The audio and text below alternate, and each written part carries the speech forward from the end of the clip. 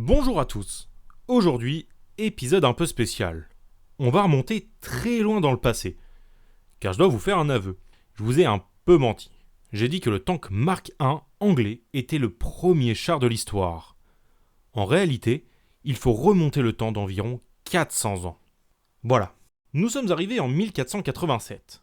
Plus précisément à Milan, en Italie, où nous allons suivre un génie de son temps, Léonard de Vinci. Bien que peu passionné par les engins militaires, il fera de nombreux croquis pour de grands seigneurs, sans doute pour éviter de se retrouver au chômage. Il propose donc ses services au duc Ludovic Sforza.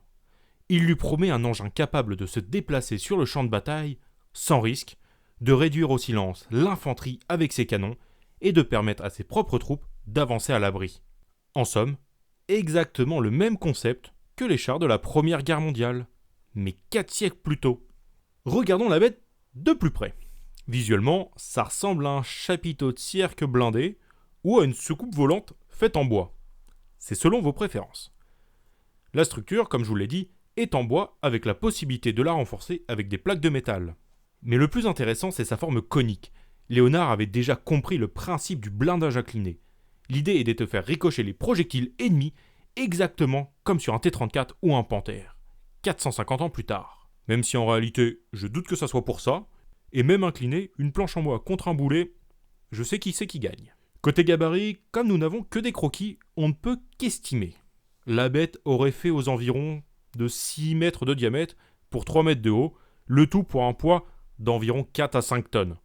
Mais ça, c'est sans les canons. Si vous avez quelques notions de physique, vous allez me poser la question fatidique. Comment on fait avancer ce truc alors que le moteur le plus puissant de l'époque, c'est une voile? Eh bien, Léonard a pensé à tout, ou presque. Au début, l'idée de mettre des chevaux à l'intérieur lui a traversé l'esprit.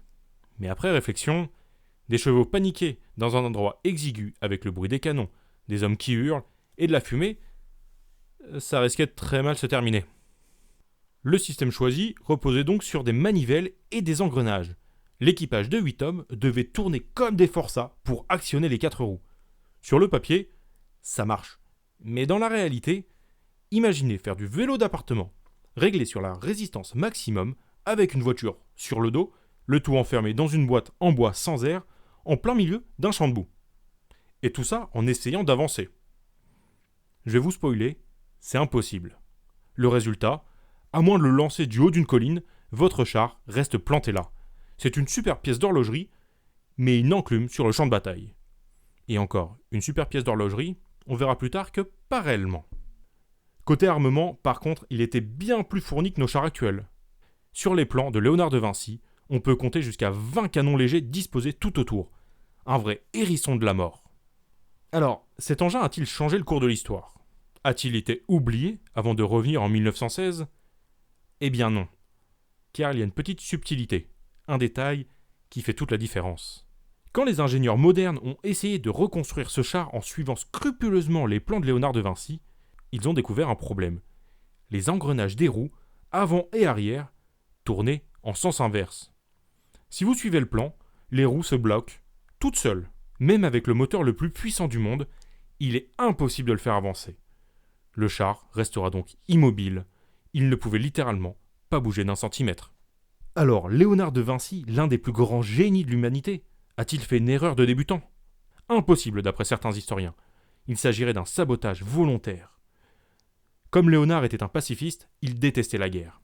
On pense qu'il a glissé cette erreur exprès pour que si ses plans étaient volés par l'ennemi, personne ne puisse construire sa machine. Pour d'autres, il s'agit seulement d'un oubli. Léonard était souvent distrait et pas passionné par le militaire. Quoi qu'il en soit, même avec des plans corrects, cet engin n'avait aucune chance sur le champ de bataille. L'absence de motorisation était un frein majeur à la création de cet engin. Le char de Léonard de Vinci n'a jamais vu le feu.